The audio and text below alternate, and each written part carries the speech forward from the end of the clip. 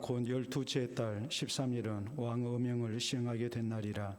유다인의 대적들이 그들을 제거하기를 바랐더니 유다인이 도리어 자기들을 미워하는 자들을 제거하게 된 그날에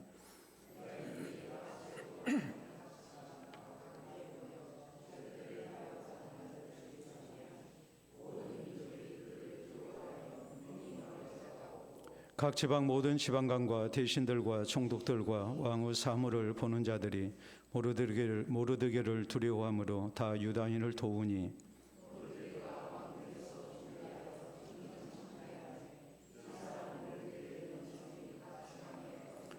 유다인이 칼로 그 모든 대적들을 쳐서 도륙하고 진멸하고 자기를 미워하는 자에게 마음대로 행하고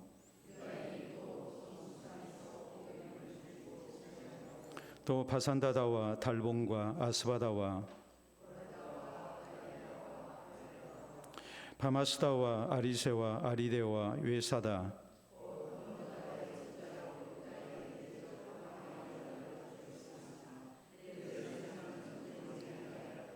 그날에 도성수산에서 도륙한 자의 수요를 왕께 아뢰니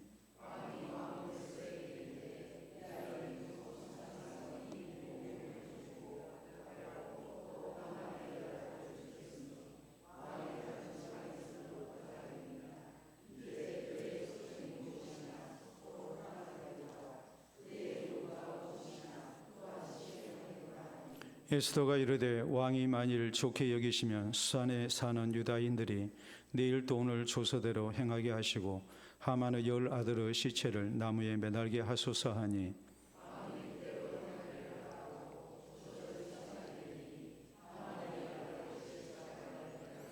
아달월 14일에도 수산에 있는 유다인이 모여 또 300명을 수산에서 도륙하되 그들의 재산에는 손을 대지 아니하였고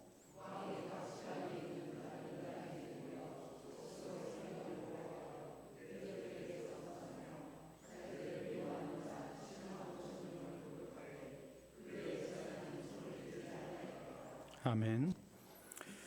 오늘 에스더 강의 16번째 시간입니다. 에스더 강의는 이제 18번째 시간으로 끝납니다. 다음 주 주일날 이제 끝날 겁니다. 다음 주 수요일부터 이제 로마서 강의 50시간 이렇게 하려고 합니다. 로마서가 전체 16장인데 여러분 마음 잡고 이렇게 읽으시면 한 1시간 15분 정도 이렇게 읽으시면 충분히 읽을 수 있습니다. 또 천천히 읽어도 1시간 반이면 읽겠죠. 미리 한 번쯤은 읽어보시고 또 준비를 했으면 좋겠습니다. 제가 이제 사역을 마치면서 이제 마지막 저녁 강해 설교인데 왜 로마서를 택했을까? 여러분 생각을 하시고 여러분도 잘 준비한 가운데 주께서 로마서를 통해서 우리의 신앙을 새롭게 해주시는 그런 은혜가 우리 모두에게 허락되기를 원합니다. 우리가 일본의 군대를 얘기할 때 이제 자위대라는 말을 씁니다. 우리나라 군인은 군대는 우리가 뭐라고 그러나요? 국군이라고 그러죠. 그런데 일본 군대는 자위대라는 말을 씁니다. 자위대라고 하는 이유는 다름이 아니라 스스로 보호하기 위한 군대, 자위권을 가지고 자기들 스스로를 보호하기 위해서 존재하는 군대라는 말입니다. 공격 목적이 아니라 말 그대로 방위 목적이죠. 스스로를 지키기 위해서 그러는 거예요. 그 근거는 다른 데 있지 아니하고 일본 평화헌법 제9조에 의거해서 이렇게 자위대라고 이제 명칭이 붙었습니다. 제2차 세계대전에서 일본이 이렇게 패한 후에 이제 일본이 전후 어떤 나라로 이렇게 나가야 될 것인가 여기에 대해서 이렇게 제정된 헌법 이것이 바로 일본 평화헌법입니다. 그 구조에 보면은 일본은 이후로 패전국으로서 책임을 지고 이제 전쟁을 포기하고 또 교정권을 이렇게 포기한다라고 선언하고 있습니다. 그래서 방어 목적으로만 군대를 유지할 수가 있는 겁니다. 그러니까 공격용 무기보다는 이제 방어용 무기를 주로 많이 이렇게 가지고 있어야 되겠죠. 그런데 오늘날 일본의 극우 보수파가 헌법 개정을 자꾸 시도를 하죠. 그 목적은 다름이 아니라 우리의 경제력에 걸맞은 그런 군사력을 가져야 되겠다. 그래서 군사 대국화를 다시 또 이렇게 시도를 하고 있습니다. 그러다 보면 동북아 군비 경쟁이 일어나게 될 것이고 또 긴장 관계가 계속해서 발생하게 될 겁니다.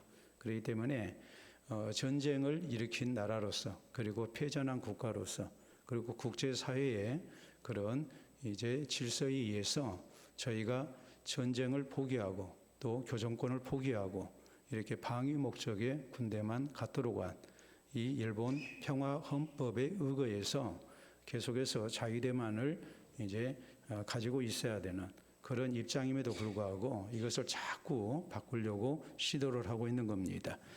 우리는 지난 시간까지 하만에 의한 유다인 몰살 계획이 있었지만 에스더와 모르드게의 헌신 또 하나님의 놀라운 섭리 가운데 이런 모든 계획들이 수포로 돌아가게 된 일에 대해서 말씀을 살폈습니다. 하만이 죽임을 당합니다. 그리고 모르드게가 하만의 권세를 차지한 가운데 이제 바사 제국, 페르시아 제국의 제2인자가 됐습니다. 왕의 새 조서가 반포됐습니다. 왜냐하면 왕이 한번 이렇게 반포한 조서는 그리고 왕의 인장반지로 찍어버린 그런 조서는 다시 철회될 수 없기 때문에 그렇습니다.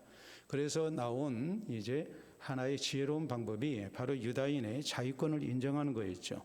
그래서 12월 3일 날, 12월 13일에 이렇게 하만에 의한 그런 음모 속에 유다인을 멸절해도 좋다는 이런 왕의 조서가 이미 반포가 됐는데 여기에 대항해서 이제 새로운 조서가 반포가 된 겁니다. 그것은 유다인들의 자유권을 인정하는 그런 조서였습니다. 그래서 오늘 성경 말씀은 12월 13일 날 유다인들이 자유권을 행사해서 대적자들 7만 5천 명을 죽이고 놀라운 승리를 거두게 됐다. 이것이 오늘 성경 말씀의 이제 주된 내용입니다. 자, 그렇다면 유다인들이 자유권을 발동시켜서 12월 13일 날 자기들이 공격을 당하고 멸절당해야 하는 그날 오히려 대적자들을 이렇게 멸절시키는 이런 놀라운 승리를 거두게 됐는데 이런 승리 속에 감추어진 하나님께서 우리에게 드러내신 그런 이제 교훈들이 무엇일까요? 우리가 이것을 좀 세밀하게 살펴야 하지 않겠습니까? 그래서 드러난 뜻도 우리가 알아야 되겠고 또 숨은 뜻도 우리가 바로 알아야 되겠죠. 그래서 우리에게 주어진 하나님의 교훈을 얻고 또 우리가 더욱 신앙생활 잘하는 가운데 우리 자신을 지키고 또 교회를 지키고 또 우리 하나님의 승리를 선포하는 그런 하나님의 백성으로 또 교회로 우리가 마땅히 쓰임을 받아야 됩니다. 자, 그러기 위해서 우리는 먼저 자유권을 행사하는 유다인들을 능히 막을 자가 없었다는 사실에 주목해야 됩니다. 자, 1절로 2절에 있는 말씀 보도록 합니다. 아달월 곧 12째 달 13일은 왕의 어명을 시행하게 된 날이라.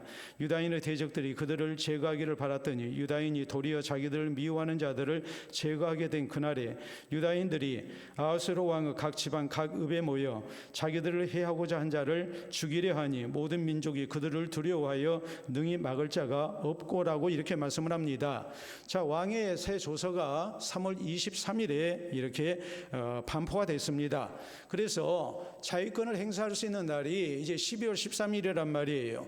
약 9개월간의 이제 시간이 이렇게 주어졌죠. 그런데 이것은 유다인들에게만 주어진 시간이 아니었어요. 대적자들에게도 9개월이라는 시간이 주어졌어요.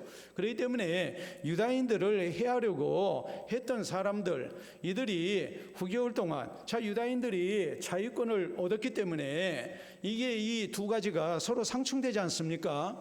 12월 13일이면 유다인들 죽여도 된다라는 왕의 조서가 이미 반포가 됐고 이번에는 유다인의 자유권을 인정하는 조서가 또 반포가 됐기 때문에 12월 13일은 이제 양측 간에 큰 이런 이 살육이 벌어져야 되는 그런 날이 되고 만 거예요. 자, 그렇기 때문에 왕의 새 조서가 반포가 됐다 할지라도 이들이 유다인들을 멸하려고 하는 이런 음모를 포기할 수가 없습니다. 그리고 아무래도 자기들이 기득권을 가지고 있었기 때문에 이런 음모를 포기할 수가 없는 것이죠. 그래서 이들이 9개월 동안 유다인들을 멸절시킬 그런 계획을 또 준비를 차근차근 하고 있었단 말이에요. 유다인들도 12월 13일 날 자기들 지키기 위한 그런 이제 방어 준비를 해야 하지 않겠습니까? 방어만이 아니라 저희를 이제 멸하고자 하는 그런 또 준비를 해야 되겠죠. 그래서 이 두 세력이 충돌할 수밖에 없게 된 거예요. 그러면 유다인들을 해하려고 하는 무리들이 어떤 사람들이었을까? 우리가 생각하면 아마도 하만과 같은 아말렉 족속들이었을 겁니다. 다시 말하자면 하만 시절에 이들은 상당한 추세를 했고 그리고 권세를 누린 기득권자들이에요. 그러니까 힘이 있었을 거예요. 이들이 조직적으로 저항을 한 거예요. 거기에다가 하만은 죽었지만 하만에게 10명의 아들들이 있었고 이 10명의 아들들이 아버지의 복수를 위해서 이들과 함께 9개월 동안 유다인들과 싸울 준비를 철저히 했다고 우리가 봐야 된단 말이에요. 그렇기 때문에 유다인들이 이들과 맞서서 자위권을 행사하는 것, 이것은 결코 쉬운 일은 아니었어요. 그런데 성경은 그 결과를 뭐라고 말씀하셨는가? 2절에 보면 유다인들이 아하수에로 왕의 각 지방 각 읍에 모여 자기들이 해하고자 한 자를 죽이려 하니 모든 민족이 그들을 두려워하여 능히 막을 자가 없었다라고 이렇게 성경은 말씀을 합니다. 자, 페르시아 제국, 바사 제국은 이 다민족 다문화 국가라고 그랬죠. 그래서 이제 제국을 이뤘어요. 그러니까 지금 아말렉 족속만 있는 것도 아니고 또 유다 족속만 있는 것도 아니에요. 다른 민족들도 많이 지금 살고 있어요. 근데 이 사람들이 이 아말렉 족속과 그리고 이 유다 족속 사이에, 유다 민족 사이에 이런 큰 이제 싸움이 일어나게 됐는데 우리가 이 사이에서 누구 편을 들 것인가? 이것이 이제 고민이 되지 않겠습니까? 이런 상황 속에서 모든 민족이 유다인들을 두려워해서 능히 그들을 막지 아니했다. 이 말의 의미는 유다인 편에 섰다는 것을 말을 해요. 그 이유가 뭐겠습니까? 다른 게 아니죠. 이미 모르드게가 이제 페르시아 제국의 2인자가 됐단 말이에요. 하만이 2인자였는데 하만은 이미 죽었고 그리고 그 자리를 모르드게가 차지했어요. 모르드게가 차지했기 때문에 이 다른 민족들이 아무래도 모르드게 편에 서는 것이 좋겠다 이렇게 생각을 하고 그리고 유다인들을 이렇게 막지 아니하게 된 거예요. 그러니까 이건 싸우기 전에 이미 대세가 기울어진 거예요. 그래서 유다인들이 큰 승리를 거두게 된 거예요. 자, 우리 성도가 승리를 얻을 수 있는 길이 어디 있을까요? 우리를 위협하는 많은 세력들이 있고 우리가 또 신앙으로 살고자 할 때 또 우리를 그 앞길을 가로막는 악한 세력들이 분명히 있습니다.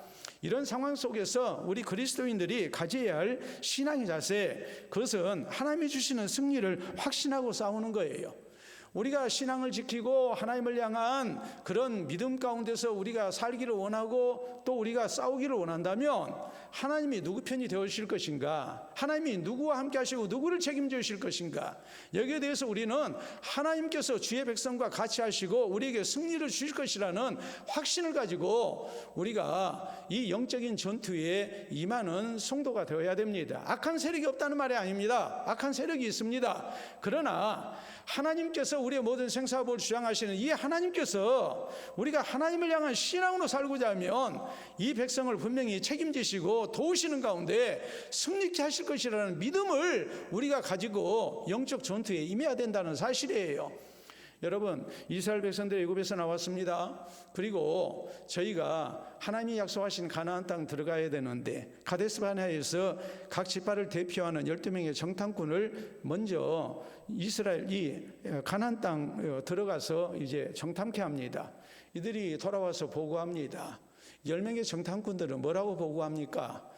거기 가니까 분명히 기름진 땅임에 틀림이 없는데 거기에는 원주민들이 살고 있고 그들은 안악 자손들로서 아주 거인족이고 또 견고한 성읍을 가지고 있고 이런 여러 가지 여건을 놓고 볼 때 우리가 절대 싸워서 못 이긴다. 우리가 저희와 싸우는 것은 자살행위나 마찬가지다. 그리고서 이제 광야로 돌아가자고 그럽니다.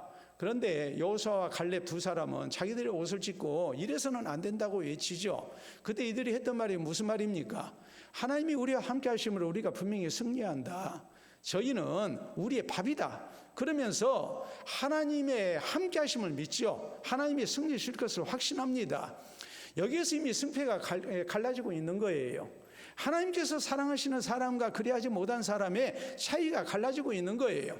분명히 하나님 우리를 구원하시고 우리를 불러내시고 또 우리와 같이 하신 가운데 하나님의 승리가 있다는 것을 우리가 믿어야 되는데 그걸 믿지를 못하게 되면 우리가 불신앙의 길을 선택할 수밖에 없는 거예요. 왜요? 하나님의 도우심을 믿지 아니했기 때문에 내 힘으로 이렇게 영적 전투를 하고자 했을 때에 우리는 나 스스로 이길 수 없다는 것을 아니까 우리가 결국에는 의기소침할 수밖에 없고 또 신앙생활의 적극성을 우리가 띌 수가 없습니다. 승리를 확신하지 못했기 때문에 그러는 거예요.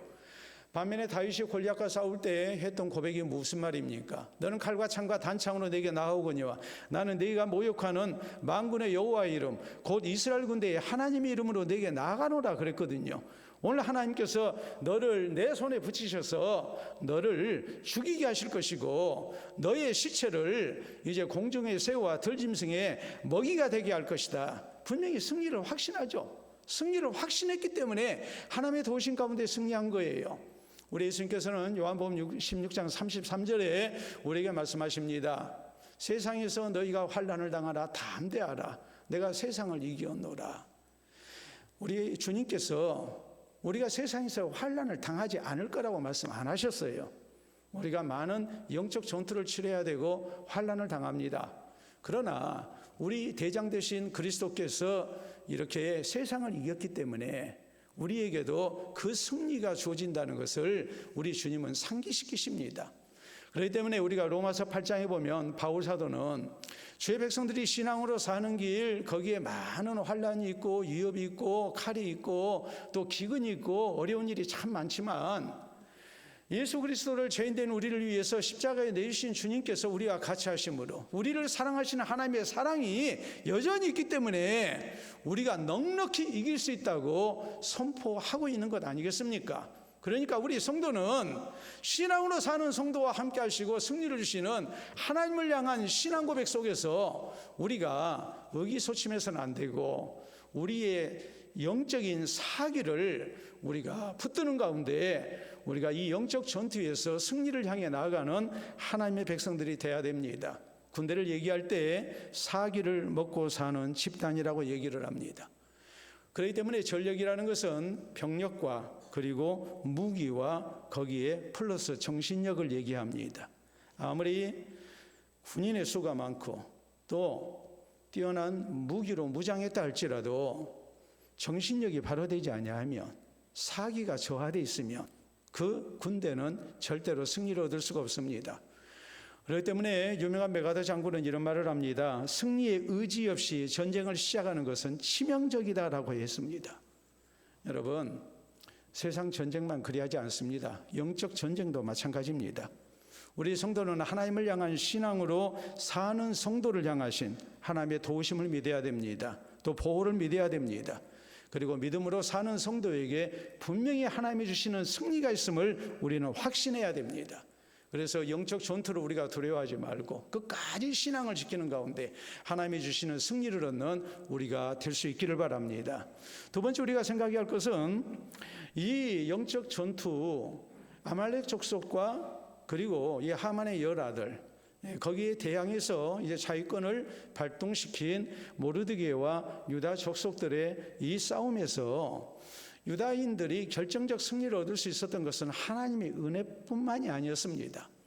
여기에는 모르드게라는 존재감이 뛰어난 지도자가 있었습니다. 물론 이것도 다 하나님 은혜에 해당이 되죠. 모르드게가 페르시아 제국의 2인자가 됐기 때문에 이 모르드게의 존재감이라는 것은 대단하지 않았겠습니까? 여러분, 아말렉 족속들이 하만을 중심으로 해서 뭉치고 지금까지 기득권을 행사했던 사람들 아닙니까? 그런데 하만이 죽었습니다. 벌써 사기가 꺾이죠. 그러나 하만의 10아들이 똘똘 뭉쳐가지고 아말렉 족속들을 규합해서 그래서 12월 13일 이제 유다인들과 일전을 지금 불사하고 있단 말이에요. 이런 형편에서 유다인들을 이끄는 지도자는 바로 모르드게예요. 근데 모르드게는 어떤 사람입니까? 2인자였던 하만의 자리를 차지했단 말이에요. 대단한 권세를 가진 사람이에요. 그렇기 때문에 2인자로서 페르시아 제국의 총리에 있는 사람인데 그 밑에 관리들이 자연히 누구 편을 들겠어요? 이제 이 모르드게와 유다인 편을 드는 것이죠. 자, 그래서 거기 3절 4절에 있는 말씀을 보면은 각 지방 모든 지방관과 대신들과 총독들과 왕의 사물을 보는 자들이 모르드게를 두려워함으로 다 유다인을 도우니 모르드게가 왕궁에서 존귀하여 점점 창대함에 이 사람 모르드게의 명성이 각 지방에 퍼지더라라고 이렇게 말씀을 합니다. 지금 모르드게가 지금 실세거든요. 지금 모르드게가 왕 다음에 실권자예요. 제2인자예요. 그러니까 그 밑에는 관리들이 다 모르드게의 위세 앞에 그 권세 앞에 지금 유다인들을 돕는 그런 이제 모습이 됐다고 성경은 말씀을 해요. 여러분, 하나님의 교회가 크게 승리를 얻고자 할 때 우리에게 필요한 것이 뭐겠어요? 그것은 존재감 있는 하나님의 사람이 있어야 된다는 사실입니다. 하나님이 우리를 영적 전투에서 싸우게 하실 때 하나님은 누구를 중심으로 해서 싸우게 하시는가? 물론 우리가 하나님을 바라고 하나님 의지해야 됩니다. 그러나 우리 가운데 모르드게와 같은 존재감 있는 하나님의 백성들이 있어야 된단 말이에요. 내가 하나님을 향한 신앙으로 살고자 할 때 하나님은 나를 모르드게처럼 영향력 있는 사람으로 나를 세우시고 나를 통해서 많은 사람들에게 하나님의 승리를 가져오는 그런 선한 도구로 쓰신다는 믿음을 가지고 우리는 나 혼자서라도 하나님 앞에서 신앙을 지키고 사는 성도가 돼야 돼요. 모르드게가 처음부터 많은 사람들을 모아가지고 힘 있는 사람이었습니까? 모르드게는 그런 사람 아니었죠. 자기 자신 한 사람 지키기도 쉬운 일이 아니었어요. 그러나 그는 살아계신 하나님을 의지하고 하나님을 향한 신앙으로 살면 하나님이 분명히 우리와 같이 하시고 또 나를 통해서 하나님의 역사를 나타내실 것이라는 것을 믿었던 사람이에요. 그렇기 때문에 그 어려운 중에도 나 혼자서라도 하나님을 의지했고 또 이 상황 속에서 우리가 어떻게 신앙을 지키고 하나님이 주신 승리를 얻을 것인가, 이것을 면밀하게 신앙적으로 살피고 준비하고 헌신됐던 사람, 그가 바로 모르드게였습니다. 그러므로 우리는 신실한 하나님의 사람의 영향력, 그 존재감이 얼마나 위대한가를 우리는 믿어야 돼요. 우리가 수가 많아서 인 게 아니에요. 수가 많은 것도 우리에게 필요하겠지만 하나님을 향한 진실된 신앙으로 바로 사는 한 사람이 참 중요하다는 것을 우리는 믿어야 된다는 말이에요. 그 한 사람을 통해서 하나님의 구원의 역사가 나타나는 거예요.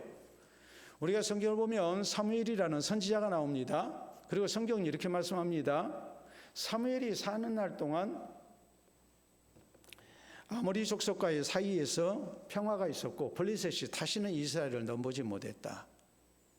사무엘이 사는 날 동안 사무엘이라는 한 사람 때문에 이스라엘에 하나님의 놀라운 보호의 은총이 나타났어요. 또 우리가 그런 경우를 많이 보죠. 엘리야 선지자가 하나님의 부르심 가운데 승천할 때 그때 엘리사가, 그 제자인 엘리사가 외쳤던 말이 무슨 말입니까? 나의 아버지여 나의 아버지여 이스라엘의 병거와 마병이여 그랬습니다. 엘리야 선지자 한 사람이 이스라엘을 지켰어요. 엘리사가 자기 스승 엘리야처럼 하나님 앞에 귀하게 쓰임받기를 소원합니다. 엘리야 선지자에게 역사하셨던 성령의 역사가 갑절이나 자기에게 나타나기를 원했습니다. 그리고 그가 한 시대 귀하게 쓰임받습니다. 여러분, 엘리사가 있을 때 아람 군대가 쳐들어오지를 못하죠. 이미 엘리사가 다 알고 길목을 막고 저희를 다 이렇게 쳐부수고 포로로 잡고 맙니다. 이런 놀라운 하나님의 구원의 역사를 나타낸 사람이었어요. 나중에 엘리사가 병들어서 죽게 되니까 왕이 찾아왔습니다. 그리고 울면서 얘기합니다. 나의 아버지여 나의 아버지여 이스라엘의 병거와 마병이여 그랬어요. 왕이 이스라엘을 지킨 게 아니에요. 신실한 하나님의 사람이었던 엘리사가 이스라엘을 지키고 있었어요. 우리 예수님께서는 누가복음 12장 32절에 우리에게 말씀하십니다. 적은 무리여 무서워하지 말라. 너희 아버지께서 그 나라를 너희에게 주시기를 기뻐하시느니라. 신실한 하나님의 백성 한 사람을 통해서 하나님의 구원의 역사가 가정에 나타나고 자손들에게 나타나고 또 시대를 따라서 하나님께서 주의 교회를 붙드신 가운데 하나님의 위대한 역사를 또 주님의 나라를 세우시는 이런 은혜를 나타내신다고 우리 주님은 분명하게 약속하셨습니다. 여러분, 우리가 사진 한번 보도록 하겠습니다. 여러분 보시게 되면 누굴까요? 우리가 저 사진을 보면 얼른 생각하기를 조선시대에 아주 훌륭한 사람일 것이다. 의지는 아니죠. 왕은 아니잖아요. 쓰고 있는 관모를 보면 왕이 쓰고 있는 그런 이제 면류관이 아니잖아요. 위대한 인물입니다. 우리 역사 가운데서 위대한 인물 조선시대 두 사람을 꼽으라면 그 가운데 한 사람이에요. 자, 조선시대 역사 가운데 위대한 인물 두 사람 누구 우리가 꼽을 수 있습니까? 예? 한 사람 누구? 아니, 한 목소리로 얘기하세요. 누구? 또 얘기하라니까 안 해, 또. 세종대왕. 예? 세종대왕 위대한 인물이잖아요. 또 한 사람. 이순신 장군이죠. 예? 저분은 세종대왕일까요? 이순신 장군일까요? 이순신 장군 참 어진 모습으로 이렇게 그려놨습니다. 그런데 이순신 장군에 대해서 중국 사람들이 그린 그림은 이렇습니다. 자, 다음 사진 볼까요? 이순신이에요. 오른쪽에 보면 이순신이라고 나와 있죠. 적어져 있죠. 중국 사람들이 이순신을 저렇게 그렸어요. 일본 사람들은 어떻게 그렸을까요? 자, 다음 사진 보시도록 하겠습니다. 이순신이라고 오른쪽에 적어져 있죠. 오른쪽에 보여요, 안 보여요? 이순신이라고 적어져 있죠. 예? 보여요, 안 보여요? 보이죠? 네. 이순신 다른 그림 보도록 하겠습니다. 일본 사람들이 그린 이순신의 모습입니다. 창을 들고 있는 모습. 얼굴 부분만 좀 확대해서 보도록 하겠습니다.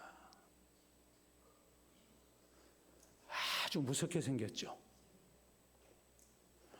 우리나라에서 그린 이순신 장군의 얼굴과 중국 사람들이 그린 이순신의 얼굴과 일본인들이 그린 이 이순신의 얼굴은, 이순신 장군의 얼굴은 완전히 다릅니다. 그 이유는 뭐겠습니까? 그만큼 이순신 장군을 두려워했다는 것을 얘기해요. 너무나 벅찬 상대였어요. 아무리 해도 이길 수 없는 아주 뛰어난 용맹스러운 지도자였고 지휘관이었고 자기들에게는 저승사자 같은 사람이었어요. 왜? 한 번도 못 이겼으니까. 모두가 몰살당했으니까. 이순신이라는 이름만 들어도 두려워할 수밖에 없었어요. 이순신 장군이 있었기 때문에 조선이 지켜진 것 아니겠습니까? 여러분, 신실한 하나님의 사람은 이렇게 소중해요. 많은 사람이 같이 신앙생활 잘하면 좋지만 나 혼자서라도 하나님을 향한 신앙으로 살면 하나님은 나를 모르드게처럼 사용하시는 거예요. 나를 통해서 하나님의 위대한 구원을 나타내시는 거예요. 그러니까 우리가 자꾸 수를 생각하고 적은 수기 때문에 우리가 미리 낙심해서는 안 됩니다. 하나님을 향한 진실된 신앙으로 사는 한 사람의 소중함을 우리는 믿어야 돼요. 그리고 내가 그 한 사람 되기를 힘써야 돼요. 그럴 때 하나님께서는 나를 통해서 하나님의 위대한 역사를, 승리의 아름다운 역사를 허락하심을 믿으시기를 바랍니다. 그 한 사람이 오늘 내가 되어야 됩니다. 그래서 나를 통해서 나타내시는 하나님의 구원이 이 시대에 많은 사람에게 나타나는, 또 주의 교회가 힘있게 하나님 나라의 역사를 이뤄나가는 이런 은총을 허락받을 수 있도록 우리 모두가 하나님 앞에 다시 한번 새롭게 헌신될 수 있기를 바랍니다. 자, 세 번째 우리가 생각해야 할 것이 있습니다. 그것은 뭐냐면 유다인들이 대적자들을 죽이면서 저희의 재산에는 손을 대지 아니했다는 사실입니다. 자, 5절 이하 말씀 보도록 합니다. 유다인이 칼로 그 모든 대적들을 쳐서 도륙하고 진멸하고 자기를 미워하는 자에게 마음대로 행하고, 유다인이 또 도성수산에서 500명을 죽이고 진멸하고, 또 바산다다와 달본과 아스바다와 보라다와 아달리아와 아리다다와 바마스다와 아리세와 아리데와 외사다 곧 함무다다의 손자요 유다인의 대적 하만의 10 아들을 죽였으나 그들의 재산에는 손을 대지 아니하였다라고 이렇게 말씀을 합니다. 그들의 재산은 손을 대지 아니했다. 자, 그래서 11절 이하 그날의 도성수산에서 도륙한 자의 수요를 왕께 아뢰니 왕이 왕후 에스더에게 이르되 유다인이 도성수산에서 이미 500명을 죽이고 멸하고 또 하만의 10 아들을 죽였으니 왕은 다른 지방에서는 어떠하였겠느냐. 이제 그대의 소청이 무엇이냐. 곧 허락하겠노라. 그대의 요구가 무엇이냐. 또한 시행하겠노라 하니 에스더가 이르되 왕이 만일 좋게 여기시면 수산에 사는 유다인들이 내일 또 오늘 조서대로 행하게 하시고 하만의 10 아들의 시체를 나무에 매달게 하소서 하니 하니 왕이 그대로 행하기를 허락하고 조서를 수산에 내리니 하만의 10아들의 시체가 매달리니라. 아달월 14일에도 수산에 있는 유다인이 모여 또 300명을 수산에서 도류가되 그들의 재산에는 손을 대지 아니하였고 왕의 각 지방에 있는 다른 유다인들이 모여 스스로 생명을 보호하여 대적들에게서 벗어나며 자기들을 미워하는 자 7만 5천 명을 도류가되 그들의 재산에는 손을 대지 아니하였더라. 자꾸 재산에는 손을 안 댔다는 말이 지금 거푸 나오고 있는 거예요. 자, 12월 13일에 하만의 10아들 죽였습니다. 또 도성 수산에서 수백 명을 죽였습니다. 그런데 왕이 에스더에게 이제 너의 소청이 무엇이냐, 또 부탁할 것이 있느냐 물었을 때 에스더는 뭐라고 얘기를 하냐면 내일 하루 더 우리를 대적하는 사람들을 죽일 수 있도록 허락을 해 주십시오. 그리고 하만의 10아들의 시신을 이렇게 매달게 해 주십시오. 그랬어요. 그 이유는 뭐냐면 현실적으로 아직도 대적하는 무리들이 남아있다는 얘기야. 다 처리가 됐다는 얘기예요. 남아있다는 얘기잖아요. 그러니까 이들을 완전히 깨끗이 청소해야 되겠다 이 말이에요. 하만의 10아들의 시체를 매달아야 되겠다는 것은 두 가지 뜻이 있어요. 우리를 대적하면 다 이 꼴이 된다.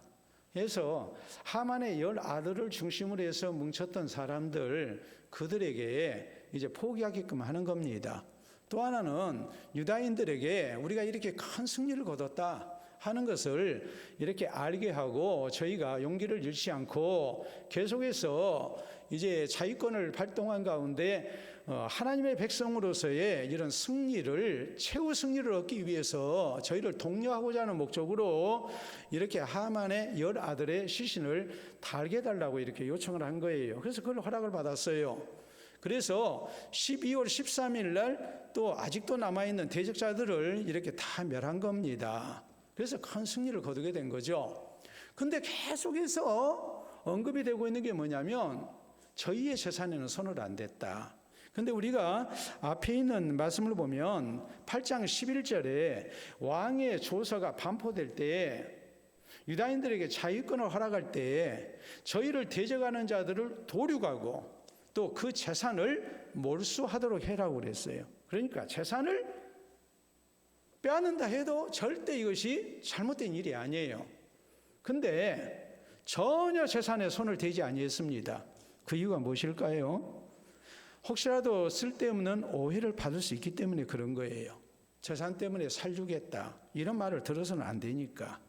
우리는 오직 자유권만을 행사한다는 그 명분을 살려서 이제 대적자들의 재산에는 손을 대지 아니한 겁니다. 우리가 아는 말 가운데 소탐 대실이 있지 않습니까? 전 것을 탐하다가 우리가 큰 것을 잃는 경우가 있단 말이에요. 그러니까 이런 우를 범하지 않기 위해서 그래서 대적자들의 목숨을 빼앗았지만 저희의 재산에는 전혀 손을 대지 아니한 거예요. 우리가 큰 승리, 깨끗한 승리를 얻기 위해서 우리에게 필요한 것이 뭐겠습니까? 그것은 큰 것을 위해서 작은 것을 버릴 수 있어야 돼요. 다시 말하자면 그리스도인으로서의 진정한 승리는 스스로의 자유와 권한을 제한할 때 비로소 큰 승리가 거둬집니다. 우리가 똑같이 해가지고는 그건 그리스도인의 승리가 아니에요. 우리 예수님은 오른밤 때리면 뭐하라고 그랬어요? 왼밤도 돌려대라. 우리 주님이 우리에게 주시는 승리는 세상적인 방법이 아니에요. 자, 아브라함이 조카 롯과 함께 고향을 떠났습니다. 하나님이 복 주셔서 저희의 가축이 크게 늘어납니다. 같이 살 수가 없죠. 그래서 서로 헤어질 수밖에 없었습니다. 아브라함이 큰아버지임에도 불구하고 조카에게 먼저 제안을 합니다. 내 앞에 너른 들이 있지 아니하느냐. 네가 먼저 선택해라. 네가 좌하면 내가 우하겠고 네가 우하면 내가 좌하리라. 기름진 땅을 먼저 양보합니다. 이게 승리예요. 이게 승리예요. 같이 싸워서 얻는 것이 아니에요. 우리 예수님은 성전세를 내실 필요가 없는 분인데 성전세를 내십니다. 그 이유가 뭘까요? 대적자들에게 쓸데없는 오해를 받지 않기 위해서 그런 거예요. 사도 바울은 전도할 때에 자신에게 주어진 권리를 다 쓰지 아니했다고 그랬어요. 우상에 드려진 제물을 얼마든지 먹을 수 있습니다. 그러나 혹시라도 믿음 연약한 자들이나 비신자들에게 오해받을 수 있으니까 그거 안 먹습니다. 그리고 뭐라고 말합니까? 내가 하나님 앞에 받을 상은 다른 거 아니다. 내가 복음을 전하면서 내 고난을 다 쓰지 아니한 거다 그랬어요. 이게 진짜 승리고 이게 진짜 하나님이 사랑하시는 모습이에요. 유명한 밀턴이 쓰고 있는 신라곤이라는 책에 보면 밀턴은 이렇게 말합니다. 힘으로써 이기는 것은 절반 승리에 지나지 않는다 그랬어요. 우리 그리스도인이 추구해야 할 승리는 어떤 모습인가? 그것은 예수 그리스도의 십자가에 승리해야 된다고 했어요. 우리 예수님께서는 십자가에 달려 죽으심으로 승리하셨습니다. 얼마든지 우리 주님은 대적자들에게 붙잡히지 않을 수 있었어요. 12군단되는 천사들을 불러오실 수 있었어요. 근데 주님은 그렇게 하지 아니하셨어요. 잡히셔서 십자가에서 죽으심으로 영원한 승리를 얻으십니다. 우리 성도의 십자가의 승리가 바로 이런 모습이 되어야 됩니다. 선으로 악을 이기는 것이 되어야 되고, 우리가 사랑으로 이기는 것이 되어야 되고, 덕으로 이기는 것이 되어야 돼요. 우리의 자유와 권리를 제한해서 이기는 것, 섬김으로써 이기는 모습이 되어야 돼요. 이게 진짜 승리예요. 우리가 자꾸 똑같이 싸워가지고 승리를 얻으려고 그래요. 그건 세속적 승리예요. 이건 신앙적 승리가 아니에요. 소탐대실하고 있는 거예요. 그래가지고 이겨봐야 아무런 것도 돌아온 것이 없어요. 나를 양보하고 내가 더 낮아지고 내가 손해보면서 그리스도의 사랑으로 우리가 상대를 존중하고 높여주면서 감동, 감화가 되도록 해야 돼요. 그게 진짜 승리예요. 대적자들을 죽이면서도 그 재산을 몰수할 수 있는 권리가 주어졌음에도 불구하고 저희는 재산에 전혀 손을 대지 않았습니다.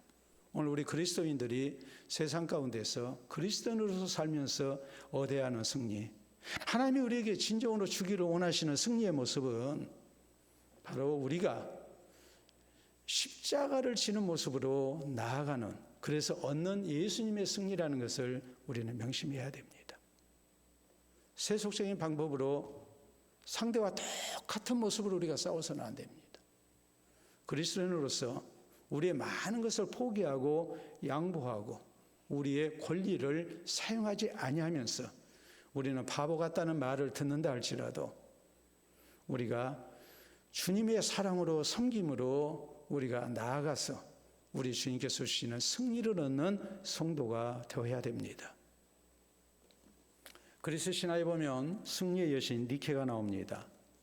니케 모습은 비둘기 같은 날개를 달고 있고 하늘을 나는 모습을 가지고 있고, 또 승리의 상징인 올리브관을 머리에 쓰고 있습니다. 그리고 평화와 번성을 상징하는 종려나무 가지를 손에 들고 있는 모습입니다.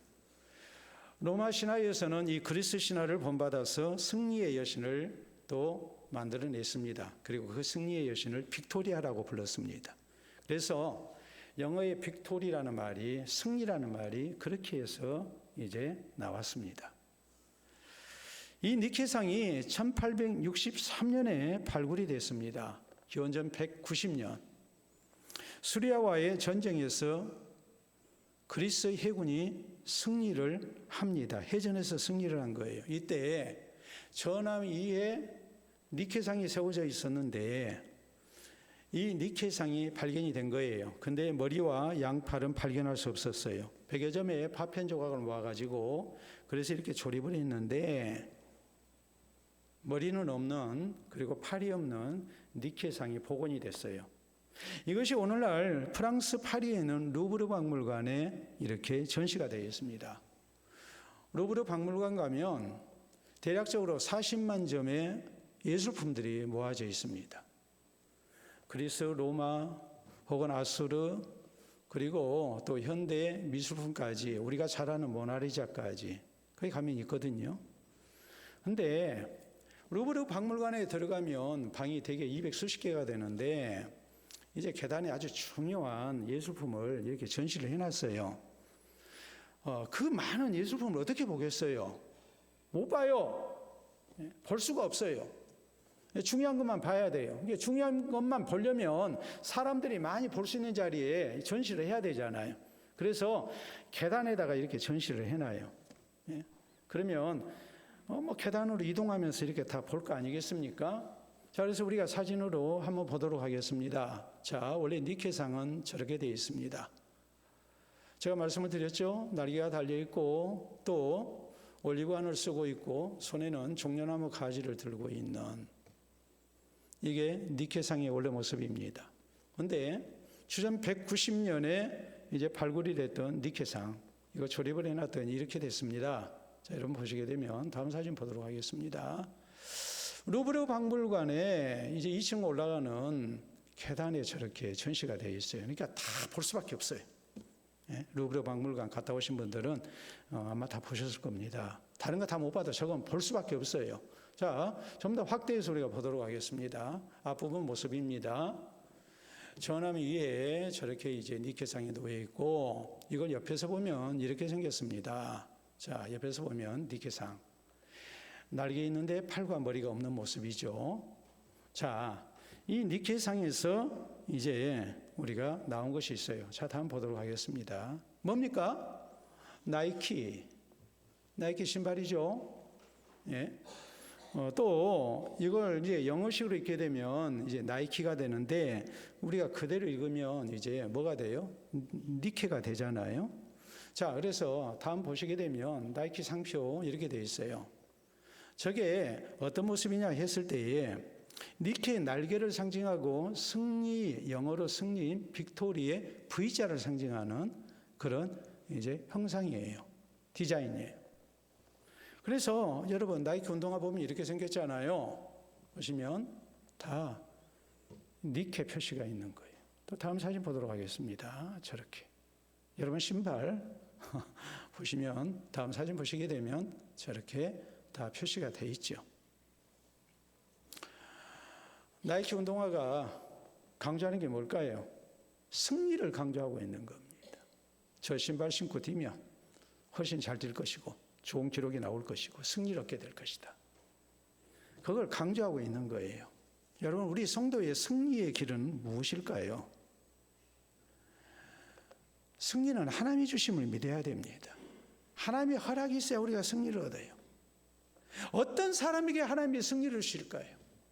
살아계신 하나님을 향한 신앙으로 살면서 신앙으로 사는 백성과 하나님이 분명히 함께 하시고 도와주시고 보호하시고 책임지심을 믿고 우리는 승리에 대한 확신을 가지고 하나님 향한 신앙으로 사는 사람입니다.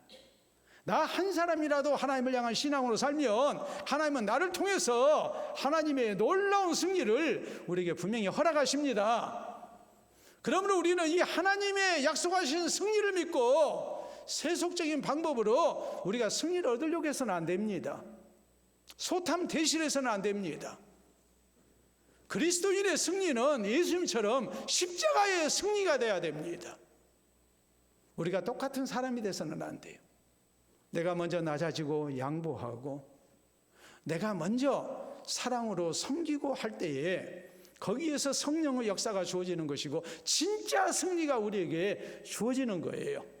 오늘 이 시대를 살면서 우리에게 많은 영적 전투가 있고 또 우리를 대적하는 무리들이 많이 있다 할지라도 우리가 이 신앙 가지고 하나님 의지하고 나아가는 중, 우리 한 사람 한 사람이 모르드게처럼 하나님 앞에 먼저 신앙으로 무장하고 헌신되기를 힘쓰는 가운데 우리 주님께서 주시는 십자가의 승리가 이 땅 가운데 아름답게 울려 퍼지는 놀라운 하나님의 역사가 나타나는 은혜가 우리에게 있기를 바랍니다. 우리 함께 기도합니다.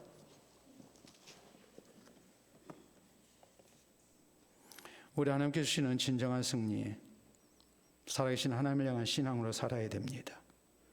신실한 성도 한 사람을 통해서 우리 하나님께서 분명히 역사하심을 믿고 나 혼자서라도 하나님 향한 신앙으로 살아야 됩니다. 십자가의 승리를 추구하는 우리의 모습이 되어야 됩니다. 선으로 악을 이기고 사랑과 덕과 섬김을 통해서 나의 자유와 권리를 제한하는 가운데 하나님의 역사를 믿고 우리가 오직 믿음으로 나아가는 성도가 되어야 되고 그리스도인다운 모습으로 우리가 세상과 싸우는 성도가 되어야 됩니다. 우리 함께 기도합시다.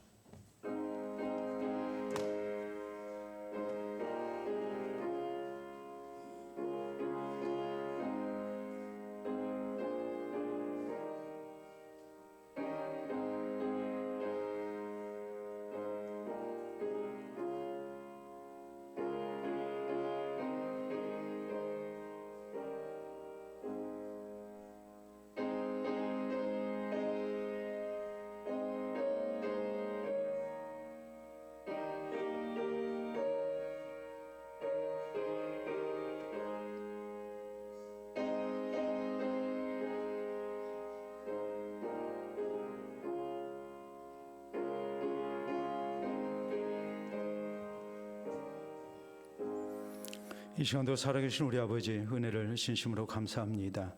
주의 사랑하는 백성들을 세상 가운데 두시고 우리를 통해 하나님의 나라를 세우시며 또 생명구원에 귀하게 쓰임받을 수 있도록 은혜 주신 것을 믿고 감사를 드립니다. 신앙으로 사는 길이 쉽지 아니해도 믿음으로 사는 백성과 함께 하시고 저희를 붙드시고 도우시며 또 선한 길을 인도하시는 우리 주님을 믿고 우리가 승리에 대한 확신 가지고 믿음의 길 가기를 원합니다. 어렵고 힘든 환경 속에서도 나 혼자서라도 하나님 앞에 헌신되며 믿음의 길을 고집할 수 있기를 원합니다. 살아계신 주의 말씀을 따라 또 예수 그리스도의 십자가 정신을 따라 우리가 먼저 사랑하고 섬기며 양보하고 또 우리의 자유와 권세를 제한하는 가운데 우리가 예수 그리스도의 백성다운 모습으로 세상을 대하기를 원합니다.